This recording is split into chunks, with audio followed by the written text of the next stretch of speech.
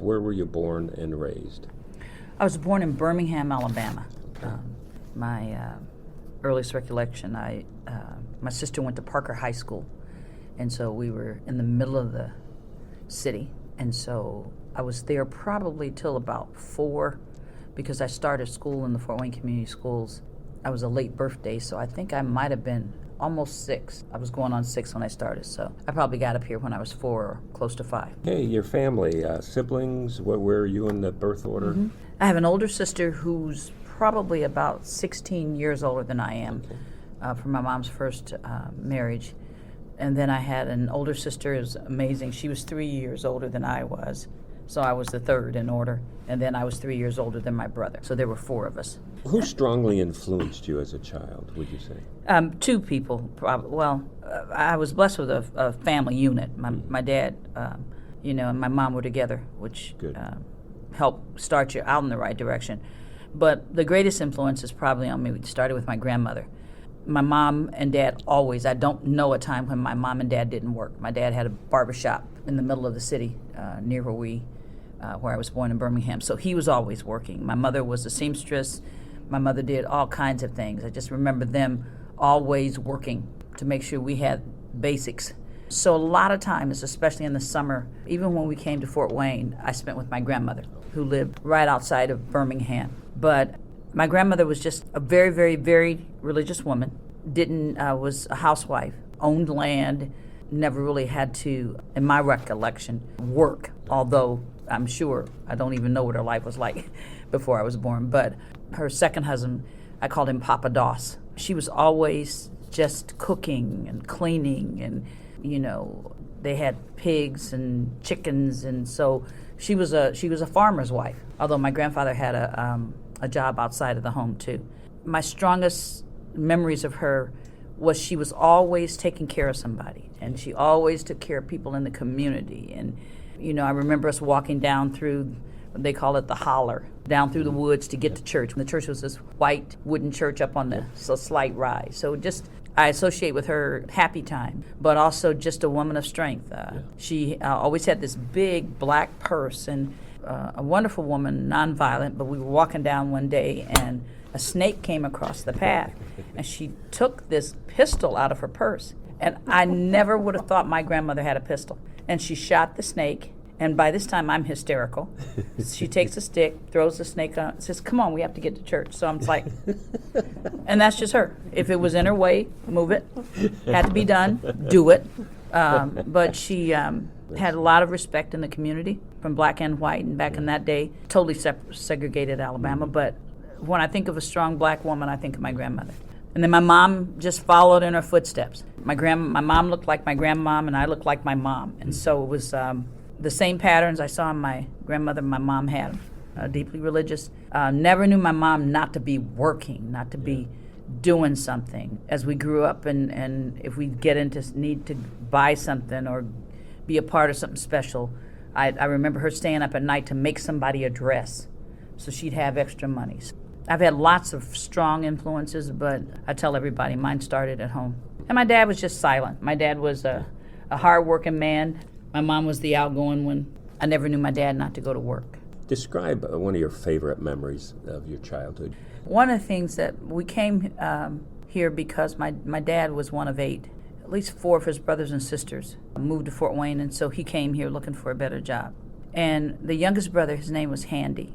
And Uncle Handy had a daughter close to my age. And he had this big old out-of-shape station wagon.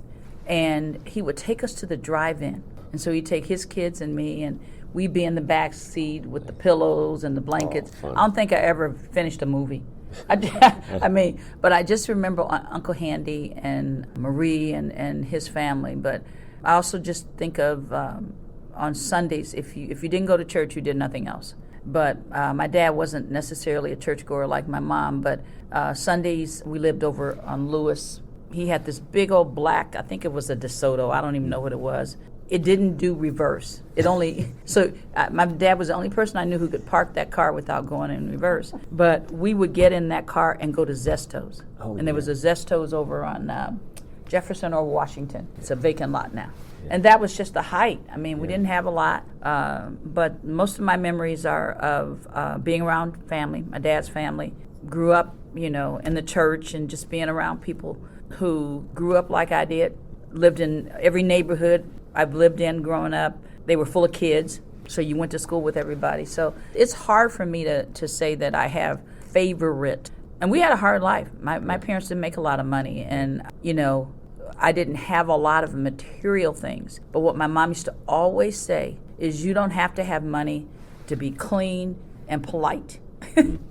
And those are just for her, you treat people right, take care of what you have. And so nothing exotic. We were good, hardworking, basic people. But I remember family and church and neighborhood. Did you enjoy grade school, middle school, high school? I have always been a school nerd. My mom said that poor baby, from the time he could sit up, I was teaching him. And throughout his life, I was his lifeline. He had some health issues. And so school was easy for me. My mom, made sure we understood that you went to school. She used to say to us, I send you to school to learn, not to have them love you. You're loved at home. You go do what you need to do. And so went to elementary school at Hannah, which is gone. Went to middle school at Fairfield. It was a junior high then. Now it's an elementary. And then I went to Central for high school. And so school was never hard for me because I loved to study. And my mom wanted us to be in things. And so I was in clubs. I'm clumsy, so I was never really in sports. I was a cheerleader. Don't ask me how. But government, student body, you name it, worked on the newspaper. School was just a good place for me. Good. So to piggyback on, when did you first get an inkling you wanted to be a teacher? I think that's what I wanted to do my entire life. At Central, I toyed at one point with being a lawyer. And then I soon figured out that it would be difficult for me to represent somebody I knew that was guilty. So they're just totally opposite, the professions. Right. And I have always, my summer jobs were usually, I worked for the park board. I mean, I was always around kids and always doing teaching kind of things. So taught Sunday school, just the whole 9 yards. Where did you go to church? Started out at Pilgrim. Yep. And so I've had Reverend Dixie as a minister, and then my church home was Jesse White at Progressive. Yeah. So I have real strong roots. I know both those churches very well. Yeah. And so that those are the kind of environments. Yeah, good and environments. Awesome. Well, that's I love doing that Pilgrim thing. That was so phenomenal to get to know those guys. Talk about someone who invested you as a young adult. Other than family, is there someone that invested in you? Well, high school, I would start with high school. I think I had the staff at Central, first of all, knew all of us. Okay. And toward the end of my time at Central was some of the beginnings of the unrest with the civil rights. Right. And so that was my first taste of division, and I always knew, coming from Alabama, it's not segregation and racism was not foreign to me. Right. But Central never seemed to be a place, and naively, I didn't see it as a place where that occurred. But part of it for me, and others didn't have the same experience I did, Patty Martone was the Dean of Girls. And from the time I stepped in that building, I can't even tell you how we first met, but she just, for 4 years, just made sure that I got an education outside of the classroom. She'd take me to I was the daughter of the American Revolution, which I just think is just a hoot. Yeah. But she'd take me to the women's club, and she'd take me here and there, and so she'd get a pass and say, I'm taking Wendy to here or there, and just all the experiences she opened up for me. Nice. So I think that in high school. But then when I look at the teachers, I had Leona Plumans, and just all kinds of really strong. I had Buzz Dorfler, and just people that have made a name for themselves in other places. Dan Howell was a teacher at Central. But I think one of the folks who had an impression on me that actually I was afraid of her most of the time was Helen Lee. And she was a school board member later on. But she taught English, and she just was driven almost to distraction at times, to make sure that if you had any kind of talent, she was going to get it all out of you, even if she had to kill you. So with her, I learned, since school was easy, sometimes I could skate through. Never with Helen Lee. And I can write, and I can communicate, and I can research, all of those things. And it started in her class, because she was one of the hardest teachers I had and didn't let me get away with anything. Did you diagram sentences? I can diagram a sentence. I try to get that out of my head, but I did a 64-word sentence once. Oh, I couldn't do it now if my life depended on it. I tell the story all the time. I made the mistake of taking a paper up to her once Yeah. that just was covered with red, and I made the mistake of saying, "I don't know why I got a C on this, because so and so," and I started to talk about somebody else. Oh. And she looked at me, and she had this way of just looking through you. And she said, "You gotta see, because you can do better." I went, whoa. I never made that mistake again. There you go. There you go. So, by the way, if you're not writing these down, I'd like to get pictures or any background of some of these people, like Leona and that. So pictures, if they're deceased. I've got pictures. my yearbooks. I think I just Good. saw them down. Okay. I got a couple of them in my, when I was cleaning out the basement, I bring them, I bring my good. yearbooks. But But even if I go back to middle school and elementary, Mary Ray in elementary. Mary Ray was my 4th grade teacher, and just cemented for me. She was soft-spoken and eloquent, and just everything about her. I used to just stare at her all the time. And she was one of the people my mom would make dresses for. So I would go over to her house and just stare at her, because she was my teacher. That's Jonathan Ray's mom. oh, wow. Yeah. That's funny. Elementary was what? 4th grade. 4th grade. No, I mean elementary school. Was Oh, Hannah. Hannah. And at Fairfield, I just had, I can just clearly remember Betty Murphy, who was my PE teacher. She was an African-American woman with these pretty hazel eyes. And I've been blessed, I think, with teachers that while they gave me some slack, because I was always a teacher pleaser, and my mom told me if she ever was called, I would be dead before I got home. So I just never, I talked all the time. I got in trouble for talking, but Mrs. Murphy was just this patient, beautiful black woman, and I didn't have that. There weren't that many black teachers back then. So, throughout my career in school, I always had people that took an interest. But one of the things I try to tell kids today is that if you want people to take an interest, you have to show an interest. And I think that's why sometimes people don't think they have to work hard anymore to earn anything. You should do it because. So I know that was not, and I'm wise enough to know that I did not have the same school experience as other black kids in Fort Wayne Community Schools at the same time. But number one, I was a good student. And number two, my mother would accept no less. And, there were just things that I didn't do, because I used to tell kids all the time, yeah, I got it, but you don't have my mother. So I'm not one of the, I had a real strong balance. Yeah, no, and that's a blessing. A real strong That's a real balance, which is a total blessing. And that the father at home and all Yeah. types of things. I mean, it's just, Yeah. even if he's the silent type, he's there. Yeah, and we had his brothers and sisters, like my Yeah, Uncle Handy uncles, and yeah.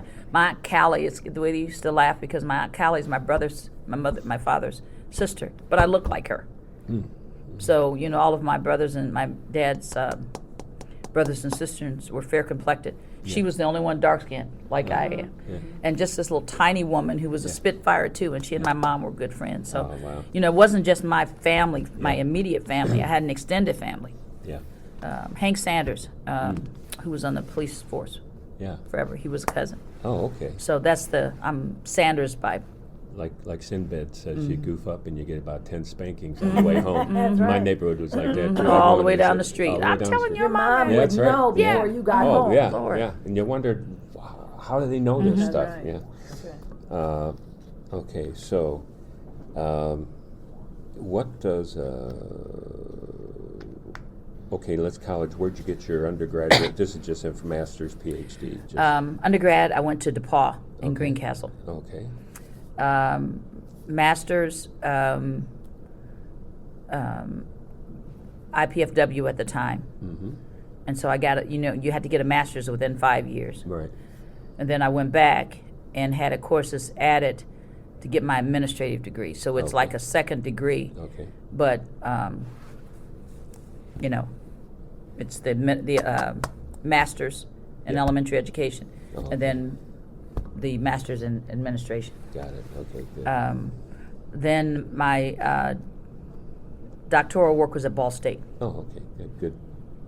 Good school for that. Yeah. Okay, what does being a lifelong student mean to you? I remember in the summers, since my parents did not have a lot of money, the downtown library was this oasis. Mm. And it was close enough we could walk. And I would just go in the library and just roam through the library. And so I've always, I have an ebook now, and sometimes it's just weird because, like, when you came in, I have to have this book because I like to put post-it notes in it, and if it's an educational book, I got to write on it. Yeah. My mom and dad would tell you that I came out talking, and that I was always one to ask why. Well, what does that mean? Well, what do you mean by that? Always questioning. But I think that I approach even this job.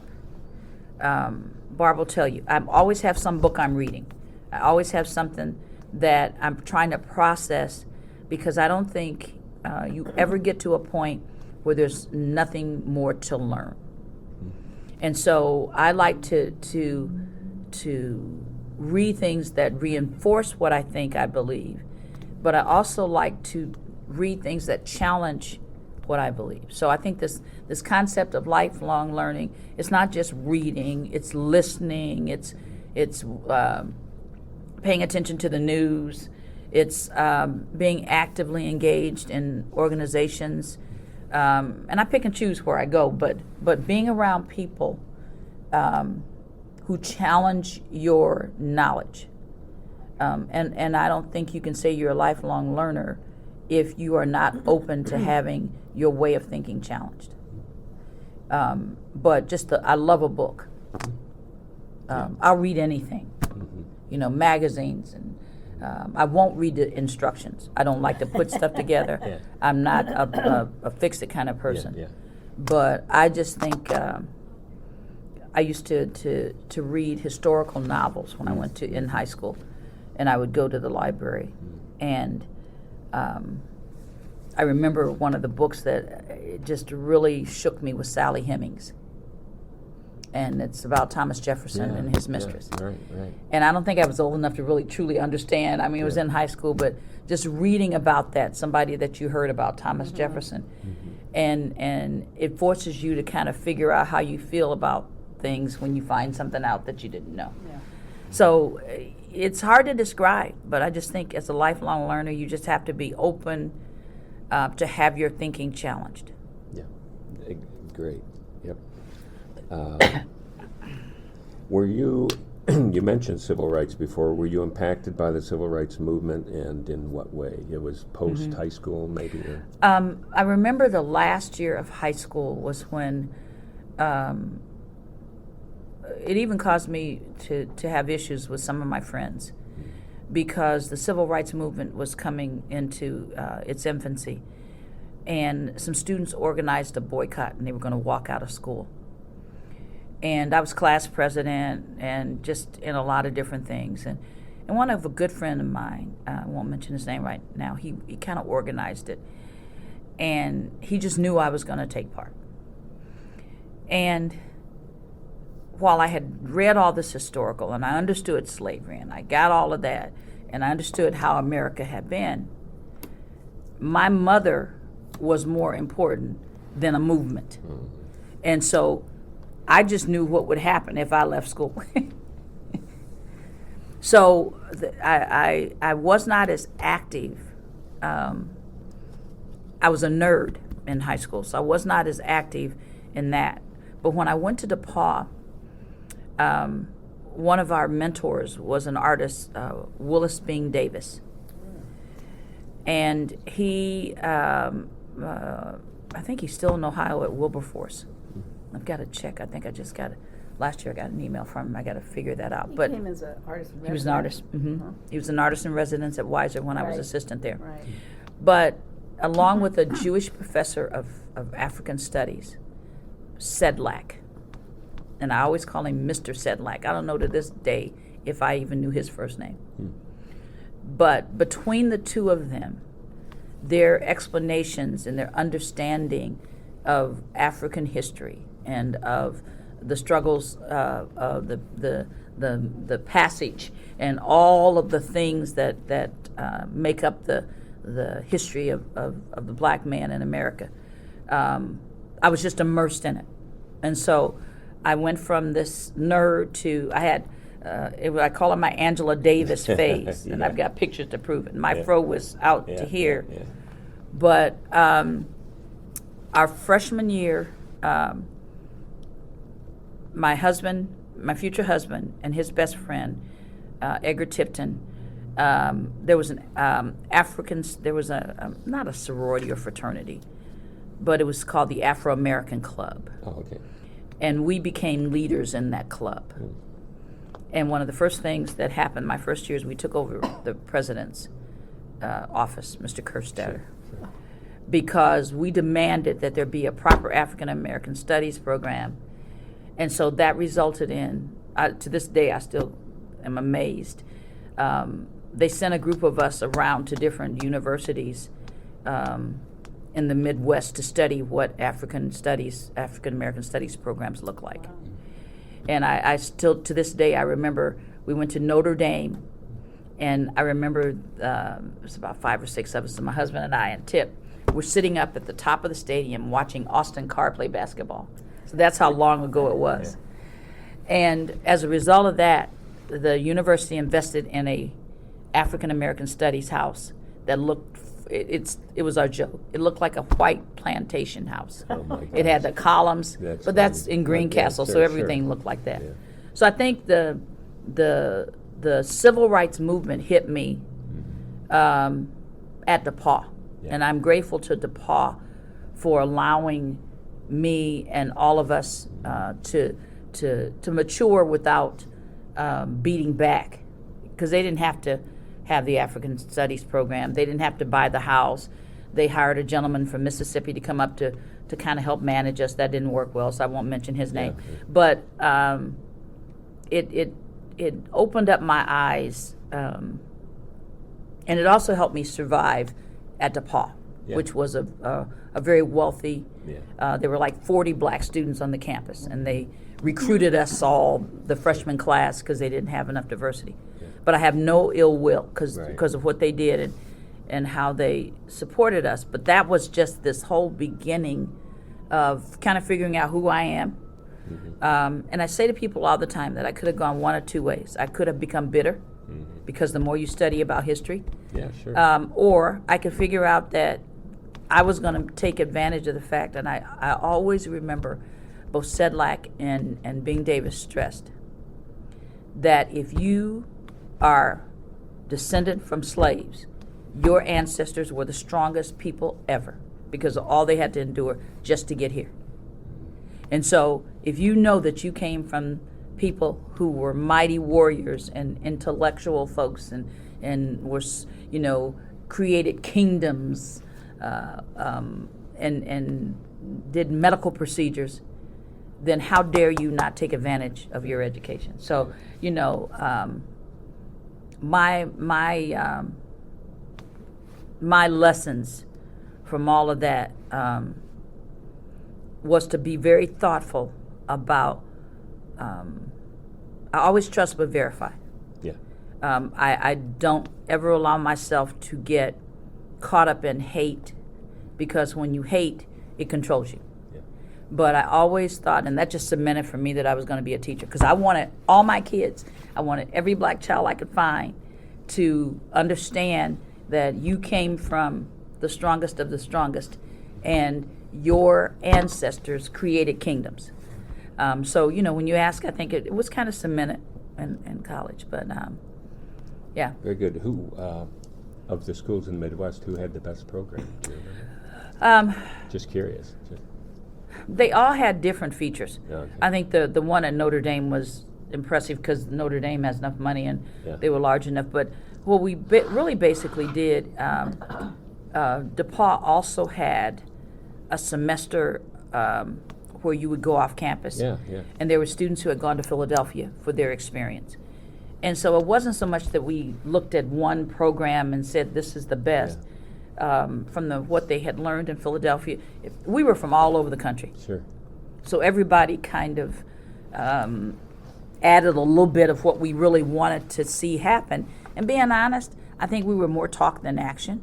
It's all right. But we got the house, we got, the ability to have a place to meet and to socialize. And because DePaul is just a sorority fraternity heaven. Sure. And none of us wanted that. Right. So they basically gave us a place to be.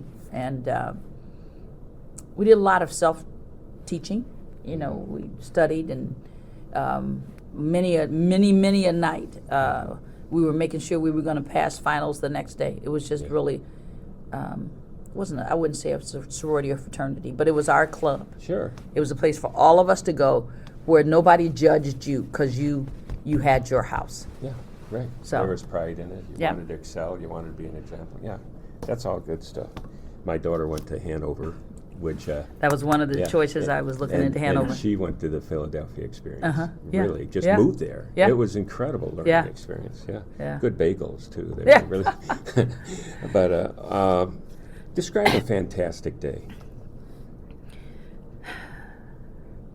I'm trying to learn balance. A couple of things. I can describe a fantastic day at work, and then I'll describe a fantastic day at home. Okay. At work, it's when there are tasks to be done, there are projects to be planned. Like tomorrow is just chock full because we have all of these leadership sessions being planned to work on things at the district level. And so an absolutely fantastic day is one where I can get to a school, and those don't happen very often.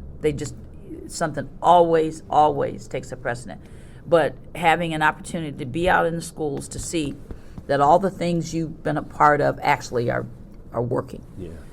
But the other is when I'm in the office that I have meetings, or individually or as a group, with people that I work with, where I can see that we've moved from point A to point C, and then I know we're going to get to F. Yeah. And a good day for me is when I help people solve problems.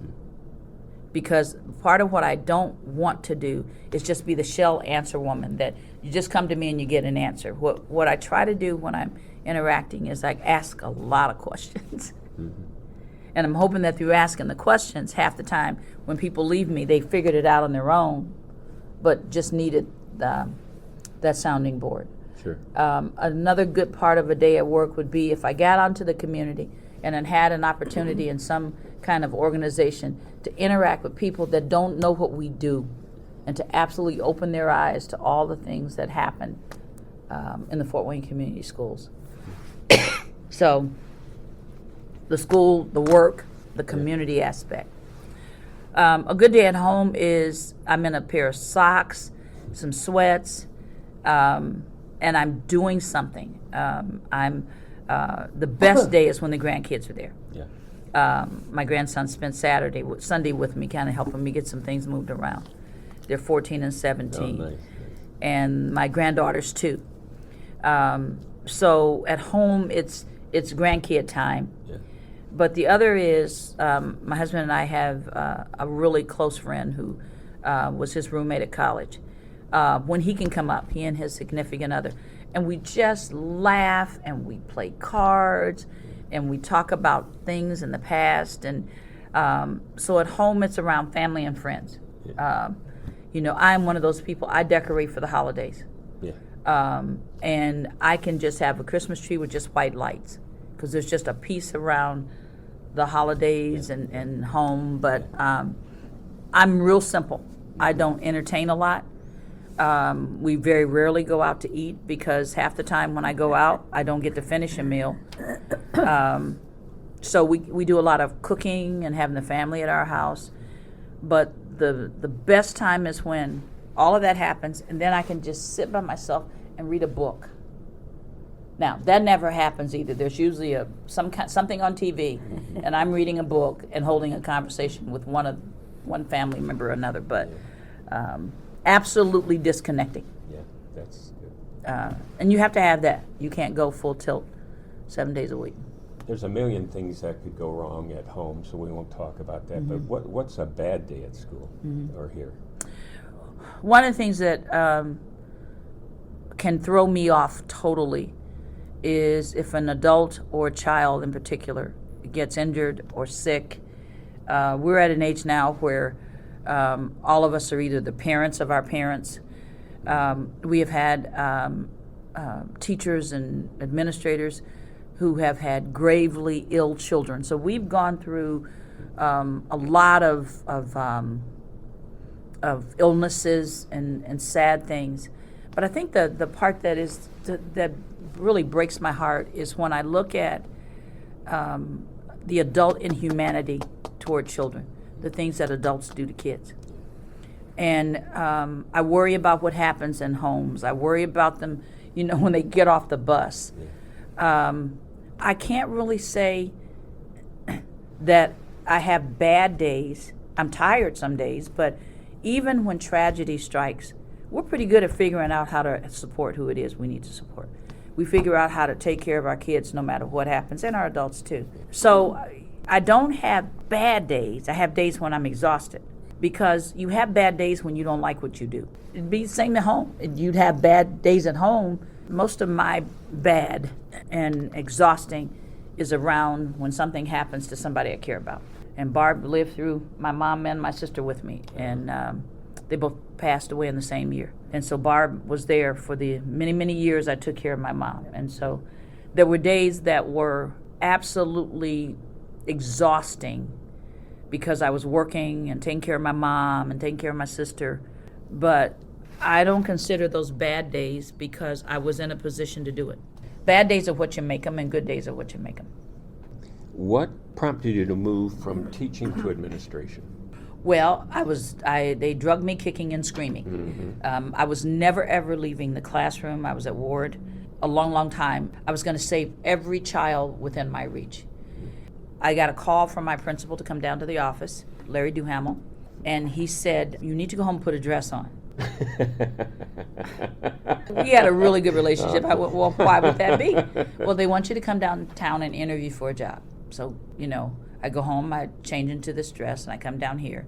And there was an opening for an assistant principal at Memorial Park. And so I have always had mentors, Patty Martone, another person, God help me, Verna Adams. How could I even begin? Verna was more of my early career mom. And thank God she's still alive. And she had always encouraged me, you need to go into administration. And I'm going, I'm not leaving my kids. So they ganged up on me. I ended up going through this interview. The next day I was called and told that I had the job, but there was a slight problem. I didn't have my administrative degree. And so that summer I took 9 hours of courses to get my administrative degree, and I started out as the assistant principal at Memorial Park under Nick Karanovich. So he ran the whole school. There was an elementary portion and then the middle school portion. So I ran the elementary portion because they were phasing it out, but I was also his assistant for the middle school portion. So that was my first administrative job, and I tell people I didn't apply for it. I was moved to Weiser Park the next year as an assistant with Steve Bollier. And then I was there for 2 years, and I'll never forget, a vacancy came up at the end of my first year, and Steve convinced the folks, God rest his soul, he passed away. So Steve convinced the people in central office that he needed me and I shouldn't have my own school. So it wasn't pretty when I found that out. So the next year I was moved. I got a principalship at Price. And was at Price for about 6 or 7 years. And then Bill Coates came to town and completely turned the district upside down and appointed me as an area administrator. And so it's just been that job, and then Tom Fowler-Finn came and Bill Coates told him that I could be trusted. So the only job that I've ever applied for was the superintendency. And it's being at the right place at the right time with whatever skill set folks thought they needed. I didn't consciously make a decision, but I am where I am now. What advice would you give teachers today? And I want to separate it from what you would give administrators. Mm-hmm. I think the advice I give teachers is, and it's impossible in today's world, but tune out all of the nonsense and the pressures of accountability. The I Learn, the letter grades, the tying teacher pay to, performance on standardized tests. You got into teaching because you obviously either loved subject matter or children, and hopefully both. So the first thing I say is, what do you know about your kids? And not just their name or what somebody, says the first day of school about this, what I did this summer. Do you know their family background? Not in a nosy way, but we talk a lot nowadays about kids and ACEs and things that traumatize kids, such as the death of a parent or a sibling or those kinds of things, or poverty. Well, what do you know about your kids? And then after you know your kids, then establish ground rules, because that's what I used to say to my kids when I first started teaching. Okay, not my fault where you were born, didn't choose your parents, can't choose where you live. But when you walk through that door, you're my child now, and here are the rules here. So, but you can only do that if you have a relationship and the kids know you care. Yeah. So before you worry about anything else, discipline, kids learning, all of that is tied to the relationship you establish and the culture and the climate in the classroom. But then the second part is they have to believe in this lifelong learning too. Because one of the quotes, "We can, whenever and wherever we choose, successfully teach all children whose schooling is of interest to us. We already know more than we need to do that. Whether or not we do it must finally depend on how we feel about the fact that we haven't so far." Dr. Ronald Edmonds. And he was in Philadelphia. But when you read that, that's what I tell teachers. You can teach any child if you develop that rapport and sincerely care whether that child learns or not, despite background, despite learning disability. And I think we get away from that. That's why most of us became teachers. And we're always looking for the next magic bullet, or we got to go to. No, you don't. You already know how to teach reading. But if you don't care that you have not been able to reach a child, that's a serious issue. Would it be different for administrators? Would you talk to the same principal? Same. And I say to administrators, not in a condescending way, but just as you would expect for a teacher to create a climate and culture for the child to feel comfortable, to risk, to reach, to learn, well, you've got to do the same thing for adults. Because adults have the same emotions and feelings about whether they are competent or whether they're appreciated. So the whole adult learning style, obviously their age and maturity add a different layer, but it's the same. It's really the same. It's the relationship. Let's make a funny one here. Tell me a funny story from your career. Oh, I know one. You know which one? Tom Fowler-Finn and I used to go down to the cafeteria every day because Tom either brought his lunch or Tom was Tom. And so back in the day, the place you dumped your garbage and put your trays back was inside of the cafeteria as opposed to outside when you walk in. So I got up one day to take my tray back, and I got to the stand, and my skirt fell. And so people are like, and Tom was there. And so I put the tray down. I reached down. I put my skirt back up, zipped it, and I turned around and went, ta-da! But that's not the funny part. No. So the next morning I'm coming in, and Mrs. Wadley, who had been here since the earth cooled, Yeah. Willie Mae Wadley, she worked in HR. And she was coming in at the same time I was. And she went, you came back. And I went, yeah. Why wouldn't I come back? She says, oh, after yesterday. And then Mrs. Wadley wouldn't hurt your feelings if you paid her. So she kind of cut it off. And I said, well, Mrs. Wadley, here's the thing that I feel comfortable about. I had a slip on and it was clean. There you go. And so she kind of looked at me. But then the third part is we go to leadership, and Tom stands up and tells all the Told the administrators. story. You have to laugh at yourself. Since you began teaching, how have changes in family dynamics, culture, community impacted public education? And now you could write a dissertation on that, but anything stick out? When I first began teaching, I was a ward over in Warsaw. And it was a mixed neighborhood, some college educated. Most people were just hardworking people. But the family unit was, for the most part, intact. If not moms and dads, then whoever was the parent worked every day, solid home life.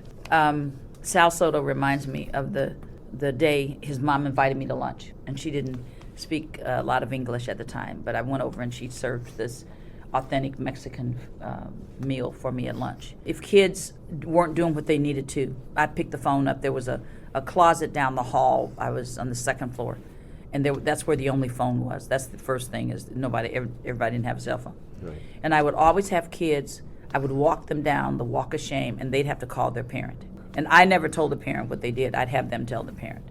So the relationship between the school and the home, the parents, for the most part, believed, I sent them to you. When they're with you, I expect for them to behave. So the relationships I developed with some of the parents, I still have them today. We would take the kids, and Ward was on the corner of Warsaw and Oxford. We'd walk from Ward all the way down to McMillan Park. We'd take our kids to Chicago. 90 fifth graders was the fifth grade trip. Never lost one of them. I mean, just the parent involvement, not the helicopter parents where they were telling you. It was that there was faith in the home, that the school was doing the right thing, and the communications. Well, first of all, I lived in the neighborhood. So after school on the weekends, I'd have half of the kids, my kids went to the same schools, half of the kids that I had in class were at my house. So it was a totally different dynamic. I think today, cell phones and technology and the rigors of work schedules, the family unit is just pulled in all kind of directions. Even when there are two parents in the home and parents have good jobs and have material, the kids almost have so much that the relationships aren't what they used to be. I mean, you'd see families out sitting on their porches, or they'd be at the park, or, you call a parent as soon as I get off work, or, just a completely different environment. I still believe that the kids and the parents are the same. I still believe parents care for their kids. I still believe that kids want their parents to be in their lives. There's too much distraction. I grow weary. I say to my grandkids, you're here. Put the phone down. We don't look at each other. Somebody's texting or emailing. My 2-year-old granddaughter knows how to swipe and how to. I mean, fortunately, she has a balance. Mm-hmm. But I just think that the relationship. We are so distant. Teachers don't live in the neighborhoods where they teach, because most of the people who work here don't live in the city. They live in all the suburban. The growth of the suburbs. Everything's so spread out. Mm-hmm. So I have to believe that the basics are still the basics, or I'd be depressed. We still have families. We still have kids that want to do the right thing. We still have teachers that care. But I think the distractions So everybody, the AAU teams and all the, people are starting kids off at 3 and 4 thinking they're going to be the next LeBron James. It's just, but here's the part. The role of the school is still the same now as it was then. We just have to do more. Society's given up doing their part. Yeah. So if we want kids to have a good education, we just have to do more. When you go into schools now, I keep telling people, stop worrying about today's kids. Nothing wrong with today's kids. Today's grown-ups are crazy, but there is nothing wrong with today's kids. How important is the role of parent-caregiver in the educational system? I think sometimes we overplay that because some kids, by the nature a parent was lost, they're living with a grandparent. One of the things that we kind of argue about a lot is the school responsible for picking up the slack? Well, if a child does not have the same two-parent structure and all the support that I talked about, somebody has to give it. So we've taken on roles in schools. I know that I have teachers who spend their money, administrators who spend their money. Yeah, it would be ideal if everybody had a home unit that did that. Well, if they don't, you just do it. Yeah. Do things like Boys and Girls Club help you with Everything. We have a relationship with Boys and Girls Club, with the Ewell Wilson Center, with the Y. You name it, we have a relationship. That's because so many. My 2 sons coach at Metro. I went to a football game for my grandson, and a young man was sitting next to me. And my son's football team is under the Boys and Girls Club. So they practice over on Fairfields. So this young boy kept calling my son coach, and I'm going, ask my son, where do you know him from? Every day after he gets off the bus, he comes and hangs at the football field. Now, almost every child on the Metro team is black. Yeah. He is this little scruffy little white kid that probably doesn't have a lot at home. Yeah. So for him, it's Metro, and my sons have latched on. He's talking to both of them, coach this, coach that. Mm-hmm. So since they were there, he was going to not get on the activity bus. He says to my son, Coach, can you give me a ride home? And I went, oh, no, And I said to my son, well, first of all, he asked my son for $1. So my son gave him $1 so he can get something to drink because it was absolutely hot. Yeah. When he left, I said, please tell me you don't take him home. He said, no, this is the first time I've seen him. He said, but the little kid, we're all he has. So Metro, Boys and Girls Club, everybody, they're on our facility and interacting because that little boy, but the fact that he was willing to, I hope it's because he knew my son. Yeah. But I turned to him and said, you are not to get in a car with anybody. Yeah. That's what we are. Public schools face a myriad of issues today, from safety and student anxiety to absenteeism, discipline. What must our community commit to? When I turn the news on in the morning, I have all that. I want our community to get back to the days where we took an active responsibility for each other. So by that, and a lot of agencies do. Yeah. So, all the ones I talked about. But we're not careful anymore about what we let kids see. Everything is so commercial. You can't turn on the TV without an advertisement for the phone that does this and that. And what you see, the girls have half their clothes off. Everything's about sex. I want us to realize that everything is not tied to money. We have just, I don't even know how to begin this conversation because I have it with myself and with Barb and Janet every day. We have messed this world up, and our kids are going to suffer for it. And so the good thing is that in a city like Fort Wayne, I think the majority of the people look out for other people. Yeah. We're a giving city. But when I think community, I think the community at large. I think we've lost our way. So we just have lost filters. We don't stop to think about it.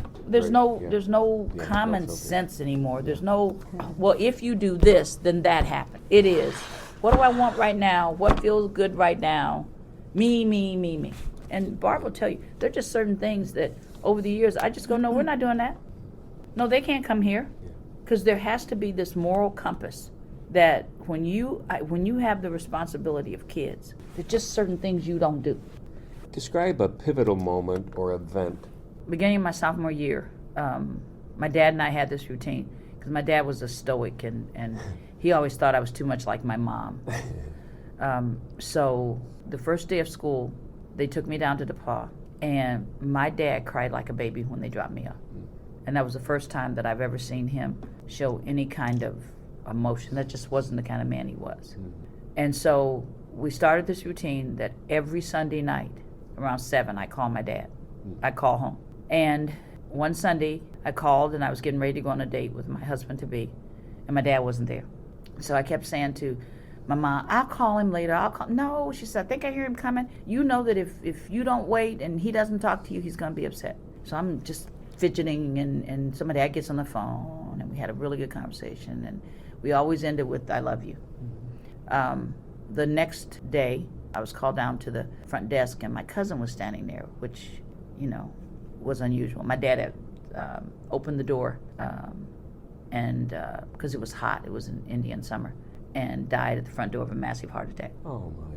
And so, not expected, obviously. He'd had heart trouble, but not diagnosed like we would today. So, came home. My cousin was there to take me home. And 2 things happened. First of all, my boyfriend at the time and his best friend, who's our best friend, they both came, and that whole weekend just took care of me. Like I'm taking care of my mom, they took care of me. So that just started this, we've been friends forever. That just cemented, he's my brother, he's my husband's brother. 3 of us, just them understanding. But the other part was, my mom was devastated, obviously. And so I was making a decision to quit school. And so I went to church with my mom, and Reverend White called me into his office. And they called my mom Sister Lowe. And they said, Sister Lowe tells me you thinking about not going back to school. And I don't know if you knew Sim Nelson. He was a deacon. And they kind of ganged up on me. And in no uncertain terms, they told me, yes, I was going back to school. You've had a lot of ganging up on you. Yeah. I have a feeling, Yes, I was going back to school. Yeah. And I'll never forget when I became superintendent, Sim Nelson came to the board meeting and said to the board, they were in support of me being superintendent. And he says, but you need to understand, she's one of ours. And when you mess with her, you mess with us. So my dad dying, because if I hadn't had a lot of people pushing, I'd have made the wrong decision. And, that's having that strong family, but also the community, the church community. I don't know. I say I've had an uneventful life. I have the same traumas and issues that everybody else has, but I always view that for everything that I have to struggle with, I have 5 other things that were blessings. So, Barbara we used to do confessional all the time. And especially when I was taking care of my mom, there were days that all I could do was cry, because I was doing my mom and my sister at the same time. Oh, wow. But every single time that I was at a low, I'd have people like Barb, I'd have people like Ramona. There was always somebody to kind of pick me up. So I try not to dwell on those, because I've been blessed. Is there someone you aspired to be like? My mom, always my mom and my grandmom. Yeah. I just admire all those people I've talked to you about. I didn't talk a lot about Verna Adams, because she's really been between Verna and Patty Martone, they were my work moms. But Verna Adams is this gracious, beautiful, strong Black woman that she always is just appropriately dressed, and her hair is always fixed, and she's not flashy, you know what I mean? Yeah. But she has a gentle way of speaking, but when she speaks, she means what she says. And she was one of the first Blacks to get a job in central office. And so I can only imagine what she went through. So I just remember her. We used to go to NAPSI, which is this Black organization. They'd have a conference every year, and Dr. Adams at the beginning would go with us. And we'd get to the airport, and she'd go, now, what goes on at NAPSI stays at NAPSI. Because she was one of those people. You don't misbehave in public, and you don't spread your business. And wherever you go, remember you're a professional. So I think I've just been blessed. I've just had a lot of strong role models. And they all seem like women, but people like Jessie White and just Bing Davis, and just almost too many to name. But one of the things I hope I always try to do is I always believe that whoever I run into, I can learn something from them. That, and my mom was that way. She used to always talk about, she was one of the few people that called me Dr. Robinson, because she was so proud of the degree, because she knows the struggles that went into it. and she was the one taking care of my kids when I was going to a late night class, and you know, all those kinds of things. But I don't know, you have to always be humble, because you never know when the next lessons come in, and you know who it might come from. So I've been blessed. I just have a lot of people. My mom used to always believe that God made all of us, but he didn't make any of us worth more than somebody else. Yeah. So she just drilled into us. Yeah. I mean, you could have your head taken off for disrespecting somebody. Yeah. That just wasn't in her vocabulary. So, what will you miss when you retire? And I don't think you're the type that's going to retire, but when you leave this building, what are you going to miss? The deciding to retire was because I'm one that I always want to see something finished. And so what I learned a long time ago is that whenever you get finished with something and you rest on that finishing it, then you really haven't done a very good job, because everything is continuous, and every time you get to this point, then you have to keep going and going. I'll miss that constant interaction with smart people to figure out how to get to the next step. And being in this job has afforded me to be around so many smart people, and where people see a lot of challenges and issues with Fort Wayne Community Schools, we've just taken them as opportunities. So every time somebody told us we couldn't do something, it was like, okay, watch. You know, full day kindergarten. When you got tired of begging the state, 8 weeks, we put together full day kindergarten for everybody in 8 weeks. Had to cut transportation, close 2 schools, all the things that people don't do because there's some controversy there. But I didn't do any of it without a team.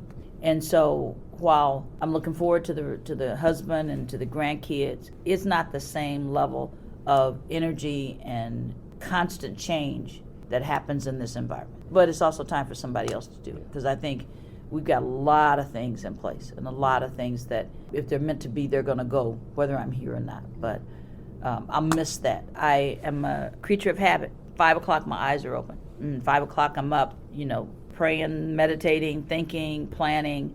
I won't need to get up at 5 o'clock, but I do know that I'll have to find different ways to give back, because I see this job as giving back. This city has done so much for me, and this school district has, that I always wanted to leave it in better shape than I found it. So I'll never find anything that I have the passion for as I have for this job.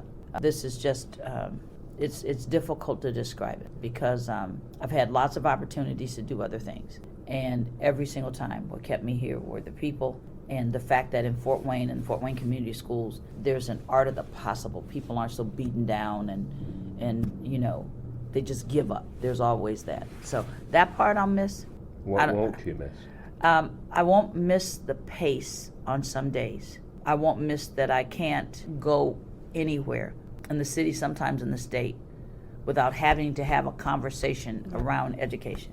I don't get to just fade into the background. It doesn't matter where I am. I went to my grandson's football game on Friday, and my husband was helping me up, and we were sitting down, and before I could sit down, the lady, "Aren't you the school lady?" So then that started like a 10-minute conversation, and I'm trying to find my grandbaby on the field. So, and I love people, don't get me wrong.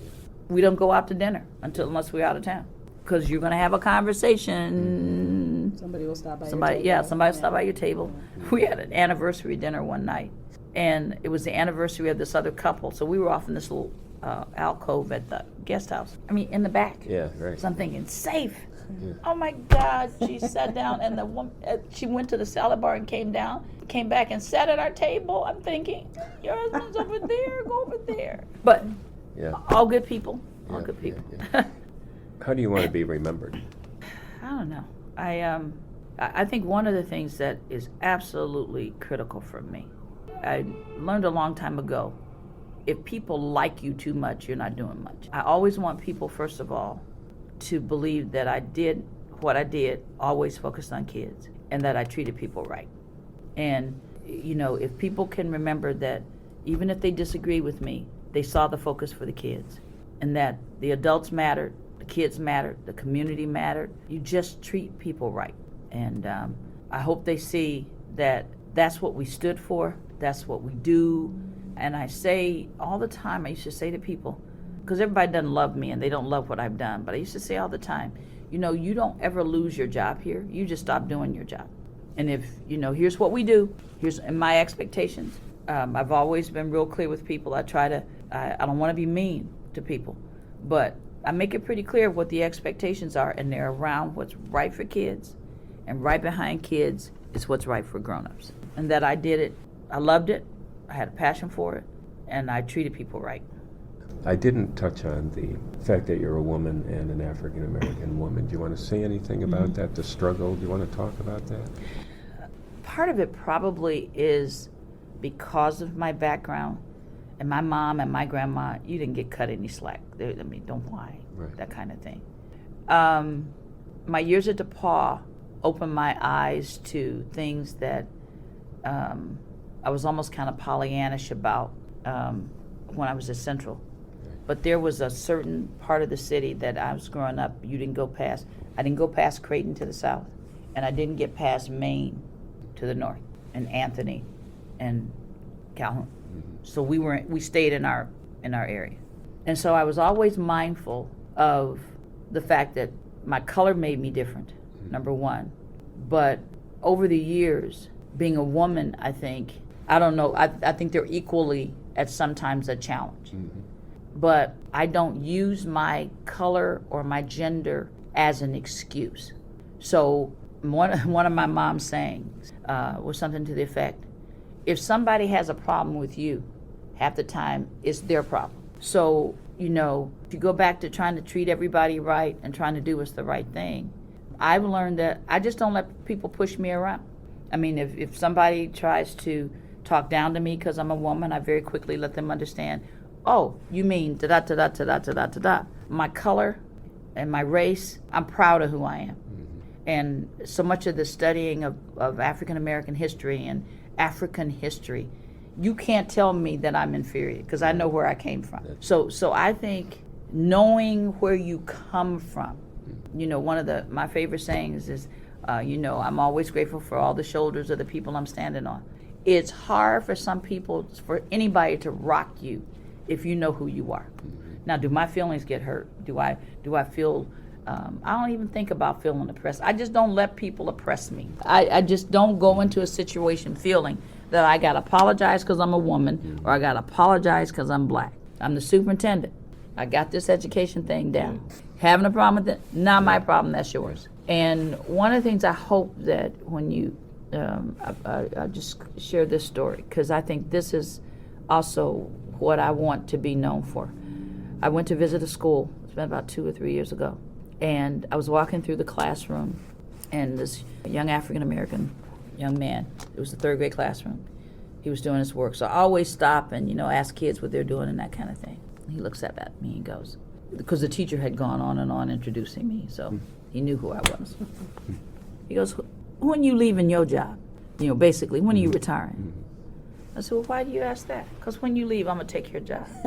So I said to him, well, we got a deal here. You finish school, you go to college, I'll wait. So I want kids to see, and women to see, just do it. Just, there are lots of reasons why you can't, and there's lots of reasons why you shouldn't, probably. But if I thought about all the reasons why I shouldn't be where I am, I just don't dwell on it. And I think the key is, you know who you are and be proud of who you are.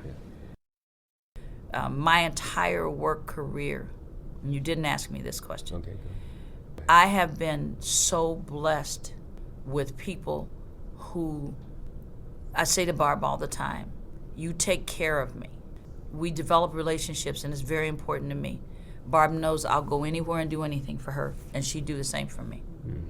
The kind of respect that you have for people, you don't have to see them every single day, but we develop deep relationships here, and you can't do this work without having deep relationships, because you'll be so depressed some days that it would be difficult with the stuff we have to deal with sometimes. But we laugh a lot, we enjoy what we do, and I could not have made it the number of years I've worked here without I always have been blessed to have the right people around me at the right time. And I tell people all the time, and it's kind of a joke here, if I knew the answer to that, I wouldn't need you. So that's the part I'll miss. You have to know your people yeah. and know yourself. Yeah. Now, we're not in each other's houses 24 hours a day, No, 7 days a no, week either. right. But I know that, and I truly believe this, and this, the minute something happens, people hear just how much you need me to do. What do you want me to do? Do they need me to? It's just that kind of environment, and I hope I've had something to do with creating that, because that's what I think is the most important part, is that you have to demonstrate a caring for other people. Pretty soon, that transfers through the whole organization. Mm-hmm. Now, if you're the kind that walks, get out of my way, and you're I arrogant. walk around picking paper up and. Yeah. No, that transfers. But that's what the job's giving back. Yeah.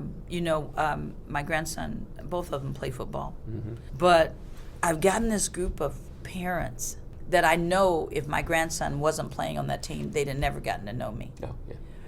So I'm running out of here because I'm always running late to get to the game.